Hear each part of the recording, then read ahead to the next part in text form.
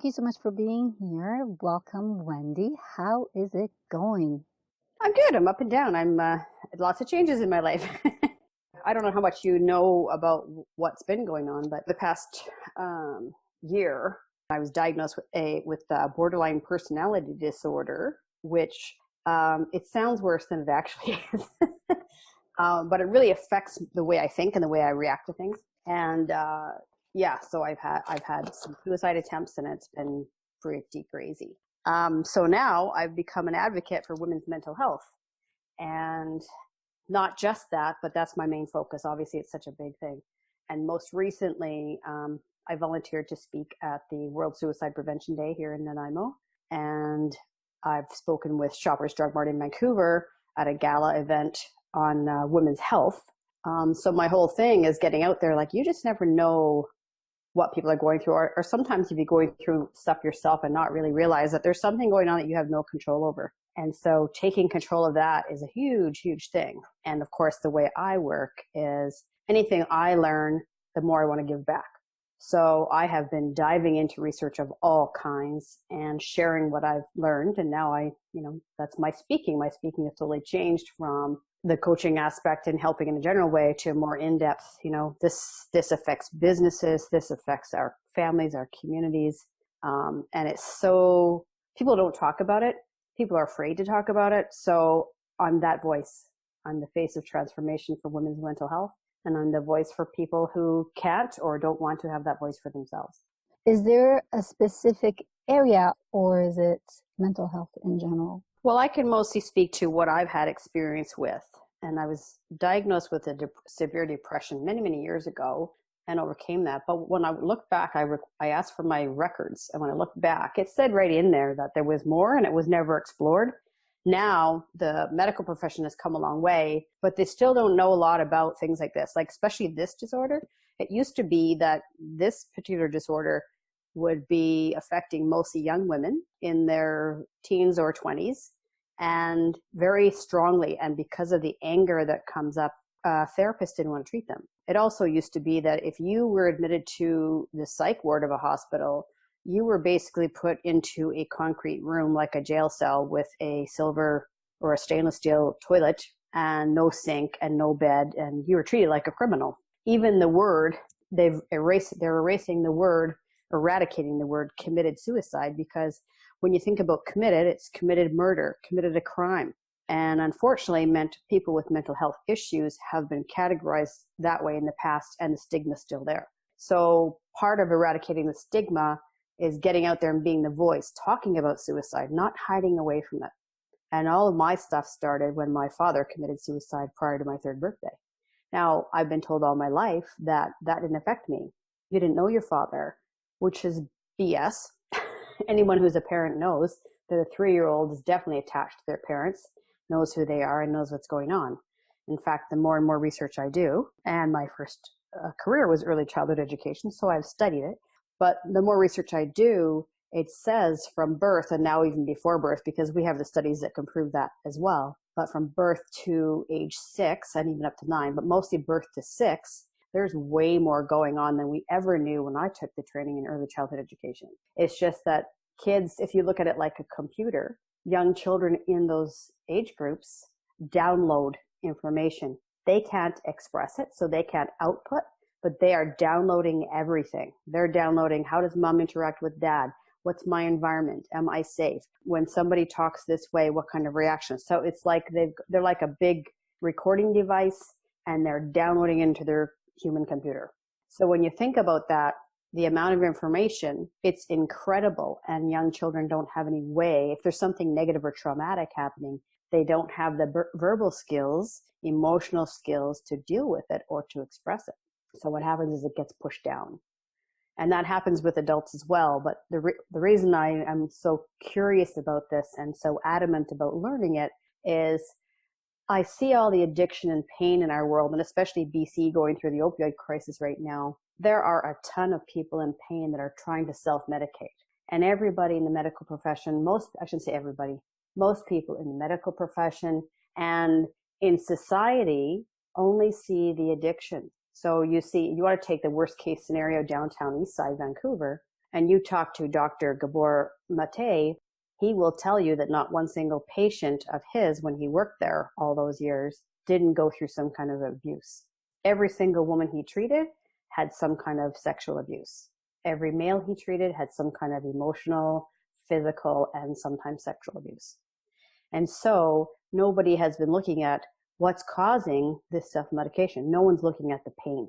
Anybody who is an addict became that way because of the pain. So they're addressing the addiction, but they're not addressing the pain that caused the addiction. And most of that is isolation and disconnect. So we're having a bunch of teens now come up, the new millennials and the teens, and even younger than that.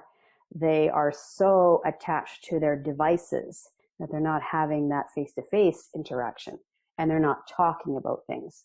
So it's becoming, for the suicide piece of it, the ages, and I just learned this yesterday in a course I took, it's now elementary school, that they're wanting to bring training, suicide prevention to elementary school because that's how far down the chain it's going. Youngest in BC to die by suicide is 5 years old.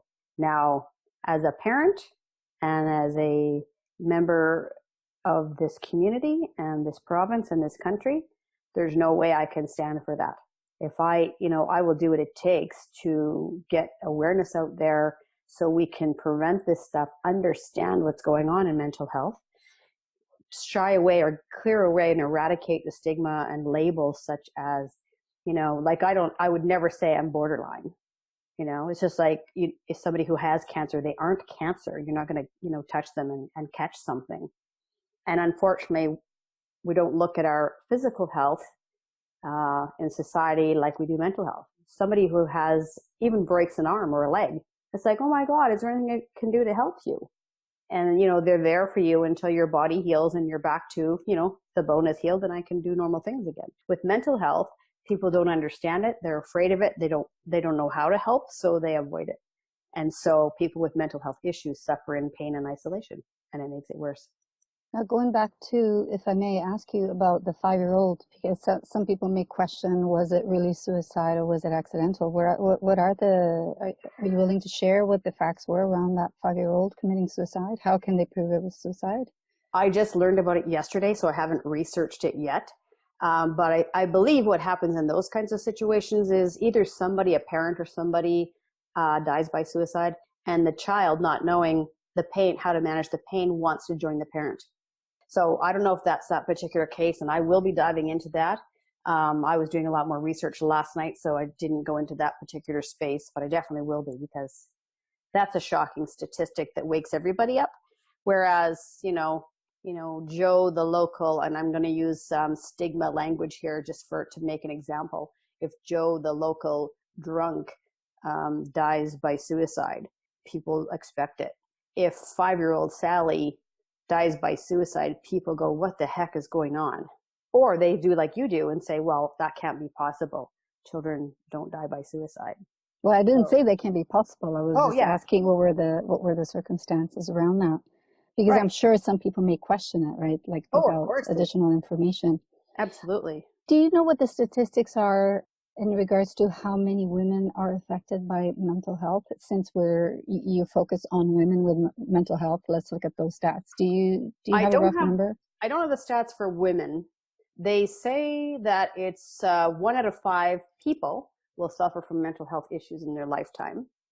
Yesterday, I learned that 82% of all of our society will have suicidal ideation sometime in their life, which means they'll have thoughts of suicide. I truly believe that the stats for reported cases is just that. Most people won't come ahead with mental health issues. A lot of people won't. So that 1 in 5 is probably more like 2 or 3 out of 5 people who do suffer. Now, that could be, we're very familiar with depression because it's talked about a lot, just like cancer or heart disease are talked about in the physical health. So we know about anxiety, we know about depression. Anxiety is actually one of the top ones that will bring people to take their own lives. They can't handle the anxiety. Actually takes over the control of your mind, and you just get stuck in your thoughts. So if you imagine, most of us are walking down the street and we're thinking about our to-do list today. What kind of business do I need to do? Who am I meeting with tomorrow? What am I going to plan for this party that I have coming up? They're looking in the future from the present forward. People who suffer anxiety are stuck in a present moment that's negative. And it's like if you imagine a fog around their head, they cannot see past it. When they get to the depth of thinking of taking their own lives, they don't see any other option to get rid of the pain. And they don't think about maybe their daughter or son at home, or their husband or wife, or their parents, or their friends. All they can think about is, I can't handle this pain anymore. There's a lot more people than are reported in the stats. And I think those stats were from 2015, if I'm correct. And I will be, before I go and do a talk again, I'm going to have all the stats available. But definitely the 1 in 5 is what's reported right now for people suffering from mental health issues. Yeah, I agree with you that the numbers are probably a lot higher. So Wendy, how do you help being the voice, which is an amazing thing you're doing? I think this is so important, to be the representative and say, you're not a criminal. You don't have to hide. You can function in the workspace. There's nothing wrong with you. How are you that voice? Like, what do you say? What is it that you put out there? Are you talking to the women who are dealing with mental issue, or are you talking to people who are not familiar with the whole mental issue and feel inadequate or uncomfortable? They don't understand it and how to be around people with mental health issue. From what angle do you approach your talks and what you do with your business? Well, that's a great question. And how this all came about, we have a mutual friend, Joe Dibley, and actually almost every event I attend of hers, something amazing happens. So last year at the Best Kept Secret to Success in Parksville, there was a woman who's become a friend of mine as well, speaking on the stage. I wasn't speaking at this particular one. And she talked about courage, and she asked the question to all of us in the audience. I think there were 60 women in the audience about courage, a question about courage. And I knew throughout the whole weekend, and actually I'd spoken to her prior to the event. She was brand new to the event, about that I was going to share, a very important piece of my story this particular weekend. So that was the point that I came up and shared about it. It was very spontaneous. It was very deep. And I shared the story of, waking up in Langley of all places.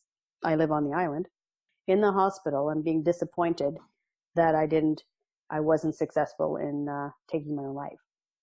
And I shared the story of, how I got there and how, I just keep getting back up. Well, so 15 women came up to me from that group. Now there's the stats right there, a group of 60, but 15 women came up, tears down, pouring down their face. Some of them, one of them told me that she was borderline schizophrenia. She works in a position where she can't share that in her business. She felt understood and seen and heard, which is my big thing. I want people to be listened to. I want them to feel heard and understood, seen and understood and loved. Some of them came up because they support other people in that role. Some of them come up because they don't talk about their own things that they've going on. And it was such a relief to hear anything spoken openly. So, and one of the people that came up to me was Janine Wolf from Shoppers Drug Mart. And she said, we have a run coming up in Vancouver. It's a run for women, and all the proceeds go to mental health. We've never done this before, but we'd love you to come and speak. So I went over to Vancouver and I spoke. It was very brief, but I spoke in front of 1,200 participants that were taking part of the Run for Women. And from that came the gala event and so on. So now it just keeps going into, and suicide prevention. And now I got involved a little bit with the Crisis Society over here on the island and the Canadian Mental Health Association. So I'm starting to find out where is the best way for me to be of service. And I will always do something publicly because of those unreported stats.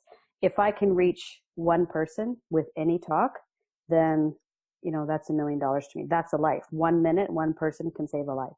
I'm not sure where I'm taking the business yet because it's totally done a flip around from anything I've done before other than speaking to encourage and inspire people. This is totally different. This is more about really looking at self-care on a level that nobody does. We talk about self-care, especially for women. We talk about our pampering thing and our time to ourselves. What else do? We talk about more of the outside, I don't want to say superficial, but I'm not thinking of a better word at the moment. But we think about more of the topical type things or not a very in-depth thing. Time in nature, making sure you exercise, eating well, all of that is important. But we rarely go into, I call it mental wealth, my new term, and I've actually got a couple of things I'm working on right now business mental wealth, because, and I love it, BMW, right? Mm-hmm. Love And it. I'm a Mercedes girl myself. I don't have one right now, but I've had several. And Mercedes is a peace symbol, right? So I'm working on a combination of that. That's quite fun. Because I think if we talk about mental wealth, it's so much more intriguing than mental health. And I definitely don't use mental illness as the terms when I'm speaking. So I want to change the focus, and I want to be the face. Well, you've met me. I'm a very bubbly, energetic, super high energy, loving person. And So, no one would ever guess right. that you've dealt with all this stuff. And I'm dealing with it, and I will for the rest of my life. You know, it's not something that's ever going to go away. It's something that I manage. It's like as if you have diabetes, for example, if you want to take a health perspective on it. A diabetic many times will not ever be non-diabetic, right? It's a condition that they're going to manage. So they avoid things that will cause problems with the condition. So in my case, now I'm very fortunate. I consider it fortunate because when I first had this diagnosis, I broke down in tears because finally somebody, a professional, a psychiatrist, was telling me, listing off some traits that I have that I thought, I'm crazy. And I joke about that now because I can. I would never joke about anybody else's mental health issues. But because this is me, I can say, well, yeah, I always thought I was crazy. And now I know I am, or vice versa. However, the flip side of that, those tears were of joy and relief and like, oh my God, finally somebody sees me, hears me, understands me. They're not telling me this is in my head and blah, blah, blah. And then right away after that was, oh my God, I'm going to be so stigmatized and labeled. What am I going to do with it? And I immediately went to, do you know what? I'm going to speak about it because that's why we have stigma in the first place. It's just people don't understand. If we look at how far we've come with people of color and race, and with lesbian, gay, I always get the initials all wrong for that. But we're coming a long way in all these areas, and people with mental health issues and who are working on their mental wealth need to be in that as well, where we start to know more, educate ourselves, understand, have compassion, and see the creative geniuses that some of them are. And how wonderful they are. I mean, the reason I've always been in the helping profession is because all of the areas in my life where I've been hurt or traumatized, I go out and help other people. So it makes sense to me that this is another level of that. And it's not just about the suicidal ideation and things like that. It's about getting at the pain, whatever that is for anybody. So if you said to me, what would be my main target for speaking to an audience of women, whether they're business women, whether they're, whatever profession they are, would be, what kind of pain do you have in your life right now? Because I don't think we ask those kinds of questions. It sounds strange if you went into a business conference and somebody asked you, what kind of pain do you have right now? And I would then say, and I'm not talking about, you might say, well, I need to fire a staff member. So that's painful for me. Well, why is that painful? Well, there's a connection there. And then get at that, because those are the things that people stuff and then they come back to haunt them later on, as anxiety, depression, stress. We all talk about stress, and that's, just part of life, right? These are the deeper levels of stress, or where it can go when it's not dealt with. So what would you say to someone, let's just say a woman right now is listening to this and suffers of some sort of mental health and they are afraid to talk about it? Who should they share it with? Where should they seek help? That's a really personal decision, but most people really want to talk to somebody close to them, somebody they love. So it's either their spouse, a family member, or a close friend, because there's a level of trust there that's already built. So that would be the first suggestion. But really, it's a personal thing. So there are always the crisis centers, the crisis lines, and here in BC. Actually, the crisis line for BC is here in Nanaimo, and there are people there 24/7. So you're never alone. That's the thing with people who are suffering with anything, any kind of pain. If you isolate, then you feel alone, and you don't see that you're surrounded by people who care. Everybody who works at the crisis line cares deeply about the other person on the line, even though they've never met them. And once you talk to somebody on the crisis line, I've worked in the crisis line years ago, you feel that and you get connected. So right there, if nothing else, it's a relief for the person who's phoning for the assistance and the help. And maybe you just need to make that call to get rid of the fear of talking to somebody. It really is a personal decision, but there are tons of people around to help. I'm glad you shared about the crisis line, because I feel that sometimes some people may not be in a position where they can share with a loved one, because they feel that that loved one, as much as they love them, are those kind of people that may not understand or may not know how to deal with it and may give them the wrong advice. So I think, like you said, the crisis line may be the best option. These are professionals. They know how to help you, especially if you want total privacy and don't want your family to know, if that's how you feel. Oh, absolutely. Totally anonymous. Also, there are resources everywhere. There are walk-in clinics you can go to. So if it's an addiction problem, there are addiction centers. If it's a mental health issue, so the resources, if one is like me, I'm a research queen. So if I hear something, I automatically can go and look it up. So if you look up resources in your area, can just check up mental health resources and everything will come up. Then you can start digging and going out to where a person feels comfortable contacting. But the crisis line is great for kind of anything. If you just feel like you're into so much pain where you're being distracted, it's a way to call somebody. It could be a 3 to 5 minute call. It could be 10 to 20 minute call. Most of the calls at the crisis center don't last any longer than 20 minutes. Most of them are between 10 and 20 minutes. That's pretty amazing when you think about somebody in deep crisis where some of them are thinking that they want to end their life. And in 20 minutes, that can be turned around where they're back on their feet again. I think that's incredible. And probably not enough people are aware of that. That's what a difference connection can make. The crisis line here is going national very soon, and it will be located here on the island. The line will be across Canada. But nice. The crisis line can connect people to other countries. And it's the 1-800 number. They have the database where they can punch it in quickly and then transfer somebody over or give them a different number to call. So great that, a person who's already in pain doesn't have to go and do all the research. Call a number and they will say, we don't have that at the moment. Give me just 2 minutes and I will look it up here for you and phone this number and it's right in your community. And oftentimes there's been a case actually recently where somebody called a crisis line. I think it was a chat line, which is really neat for the younger people, younger generation who like to chat or text. There's also chat and text for the crisis center. So anyway, this person was chatting with somebody online. It was a teenager and discovered that this young lady was suicidal. And so he contacted the crisis center. And while they were still chatting, a crisis team I think she was in Ontario, was at her door. Like, that's how quick that there's help available. And it doesn't just have to be by phone. If somebody is in a really bad state, then there can be a live person coming to help. So it's pretty amazing how we're advancing. It's just not enough people in the mainstream know yet.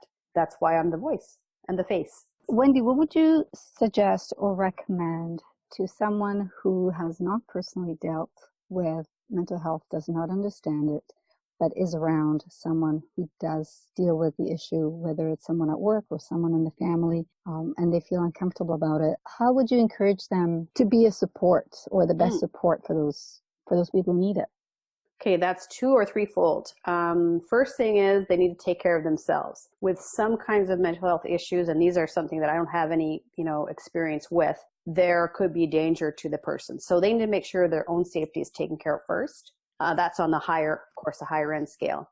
Next thing is do some research. If you deal with somebody or at work or in your family or a friend that has a mental health issue, find out about it. The more you can learn about it and educate yourself, the more you understand and know what to do.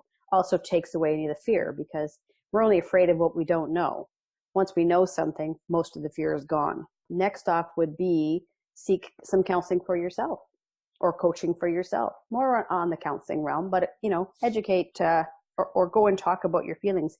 It's really challenging if somebody has, let's say, angry feelings.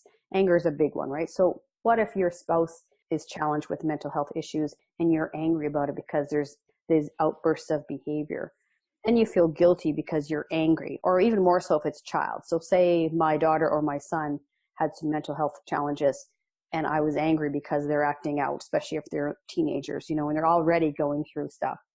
Then I feel angry about it and then I feel guilty about it and then I feel shame because I'm the mom and I should be supportive. And there's this big cycle going on. Next thing you know, These are my own mental health issues that are at stake. And we're not talking about, when we talk about mental health, we're not just talking about major issues. We're talking about our mental well-being. Just like we take care of our body by eating well and exercise, we take care of our mind, spirit, soul by maintaining a healthy mental attitude, educating ourselves, and taking care of that side of us as well. When it comes down to that, definitely take care of yourself. If you're a parent or somebody who's involved with somebody who has mental health issues and you don't understand it, Google it, research what you can, talk to some experts. There are tons of professionals that would be more than happy to share their time with you to help educate you, so you can not only support the other person that you love and care for, but to support yourself in the process. Is there a question you wish people would ask you? Oh, let me think about that for a second. It was so funny because I'm the one that doesn't ask for help, right? That's why I'm so passionate. Do you know what it really comes down to for me? I wish people would just ask me to go for coffee or go, like, let's go talk. I want to learn more about why you're doing what you're doing. Like what you're doing right now is great for me. I love doing this because I know that whoever's listening to your program out there in anywhere in the world, there's somebody that's getting help by this conversation. So me taking out an hour of my time and you taking an hour of your time, who knows whose lives we're touching. So I think the question I'd like to be asked is, can you come and speak to my group? Can you come and share your story with my organization?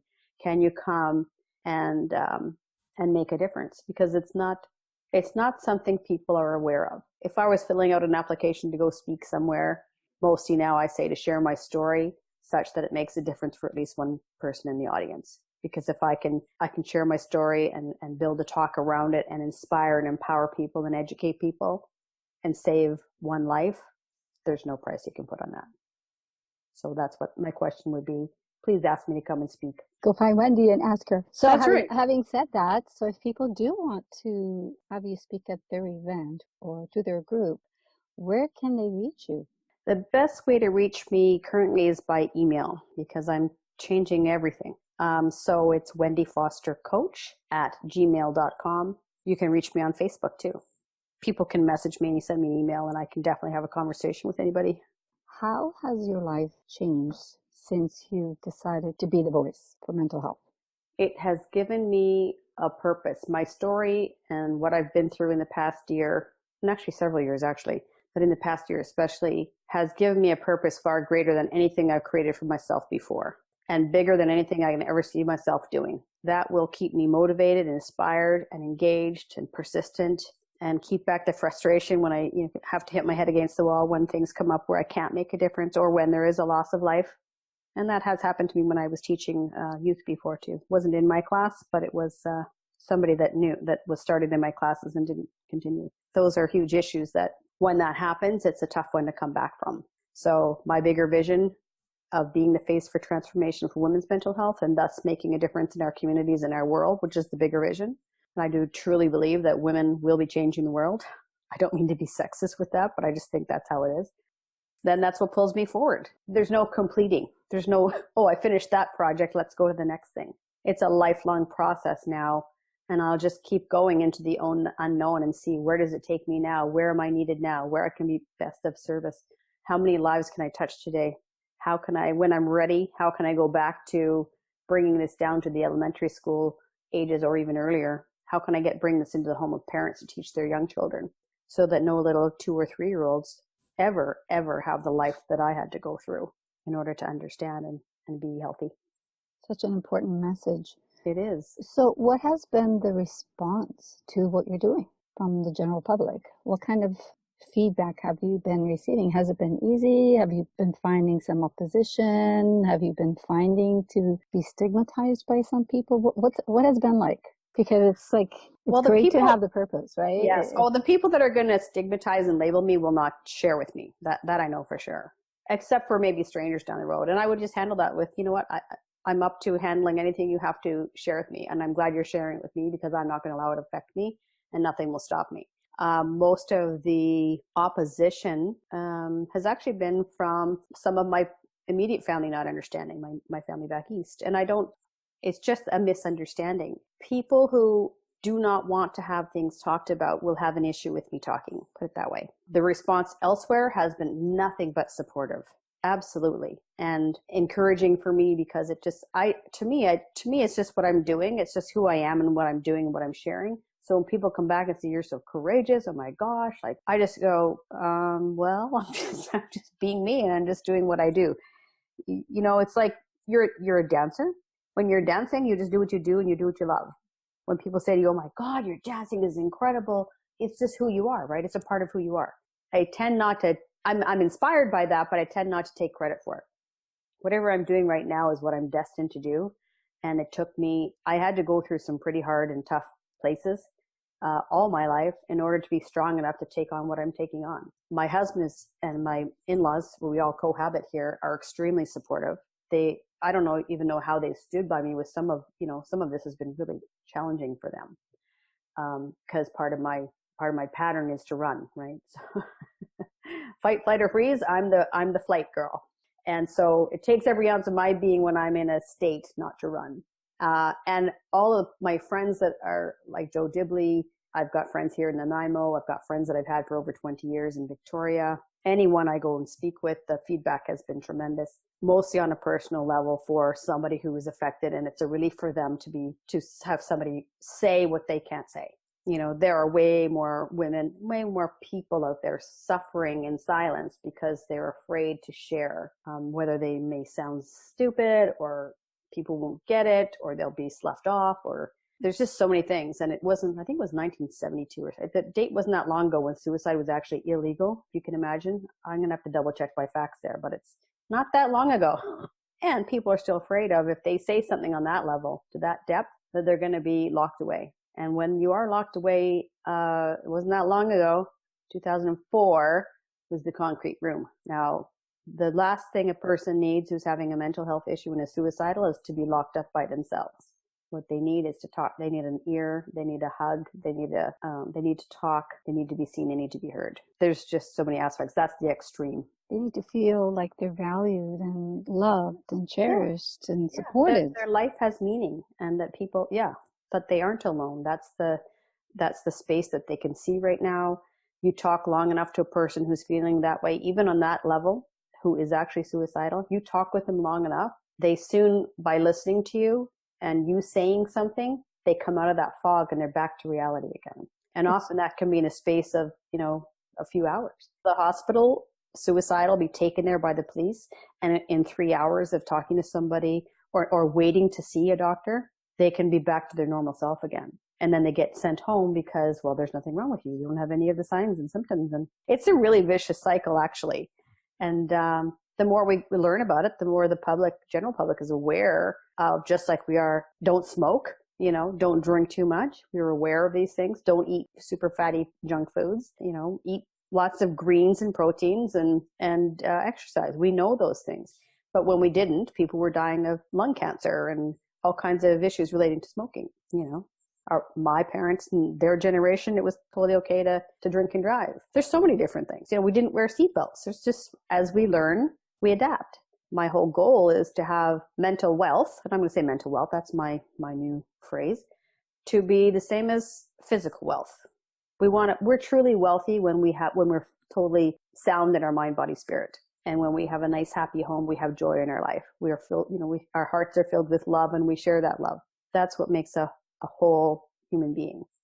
And mental health, mental wealth is part of that picture, and it should be treated equally. Wise words. Thank you. Very wise. Thank you. Thank you. Thank you so much for sharing this. This is such an important aspect. Like we know we have high statistics in this department, which would be really nice to change. Yes. So you are one of those people who's out there trying to change those numbers and getting help, helping others get help. Yes. So Wendy, I'm gonna shift here the conversation just slightly, and Sure. I'm gonna ask you: is there a particular person that you look up to that totally inspires you, that gives you that little, skip in the heart that every time you listen to them, whether it's a celebrity or someone you know personally, that that one person that you just go, that every time you're around them or you talk to them or you hear them talk really inspires you? Yes, and I'm going to give you two because there's one on the personal side and there's one on the professional side. Personal side is my husband, Bob Mueller, who's also an inspirational speaker. I have never seen a person in all my life so full of joy. I mean, literally, he wakes up with a big smile on his face and a skip in his step. He loves everything he does. He's joking all the time. He's making people laugh. He handles stress like he doesn't show any stress. He manages it and it rolls off his back and he deals with it and he's on to the next thing. It's like I've never seen anybody like that. Never. So he inspires me. Sometimes I go, why can't I have some of that? But yeah, he lights up the room. And he does make a difference and has made a difference in lives of many, many people over the years through his careers. On the professional side, it would be Dr. Gabor Mate. And I would love to see him in person. He's booked solid in almost everything I've looked at getting into. Reading his research gave me more understanding about myself and anybody else with any kind of mental health issue, as simple as an overwhelming day to suicidal to the people on the downtown east side, which now I have a whole new level of respect for that was never there before because I was not informed. I was not educated. So those are the two people, personal side, professional side. Anybody who wants to understand anything about pain, human pain, and the cause of all of our addictions, or he believes, and I believe it too, the cause of our addictions. And we're not just talking about alcohol, drugs. There's sex, there's gambling, there's shopping, there's little things, chewing your fingernails. There's all kinds of things that are behaviors that are helping us cope.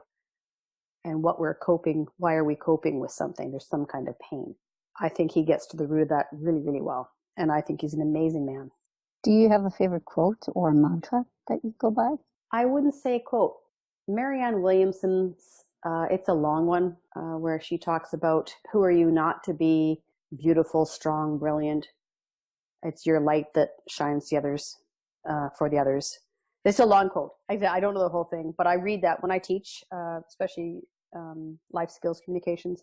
I share that every time, and it still brings a tear to my eye because we forget that when we like doing what I'm doing, there's no ego. If my ego gets involved in anything I'm doing right now, I'm going to give myself a kick in the butt because this is not about me. This is about making a difference in the world and helping people who are suffering. And shining my light in the way I'm shining my light now is allowing other people to shine theirs. And that has always been my thing. It's just morphed and changed. I've always been about the more I can inspire others and empower others, the more they will go and do the same. The more I can help people see their greatness. My nickname is the Mirror Maiden. The more I can help people see their greatness, the more they can see it in others. Because if we can't see it in ourselves, we can't see it in others. There's lots of different things there. I'd have to think about that. And now you give me something else. I'm going to do some favorite quotes and have them for my next interview. Well, you said something important, and that is when you share, you inspire other women to also share. I find the extra gem, no pun intended, because that's the name of your company. But I find that the extra gem in that is that, and I speak from my own personal experience, is that when we're going through something that is so deep and so hard and so painful, we feel sometimes that no one else can understand our own specific pain, that ours is unique to us. But the moment we start sharing and we hear other people's stories and we see the similarities, that not being alone is not just the fact that there's support out there, but there are people who've gone through that same exact thing. Yes. So you're not alone in the experience, not alone as a person. Yes. Hats off to you for doing this, because I know it's not easy for most people. You've had that trigger that's giving you the courage and the passion to just go out there, like, you have to do something about it and you don't want to be quiet about it. Let's get rid of the stigma. Let's get people help. Yes. And I know you're going to be inspiring more people than you realize. And the rippling effect of that, we never know how far our message goes because of what we say, right? So what we share. Yes. I am so excited to see where this goes with you, because I know it's a whole new venture and a whole new direction for you. And I just can't wait to see what comes out with this as we go on with time. So I'm going to follow up with you. Excellent. Yeah, Love to that. see And how things are going. I'll have some new stats for you, and I'll have some celebrations of where other women and other people have benefited, because that's what it's all about. Well, once again, thank you so much, Wendy, for being part of the show and sharing your story, and for being an inspiration. Thank you. My honor and pleasure to be here.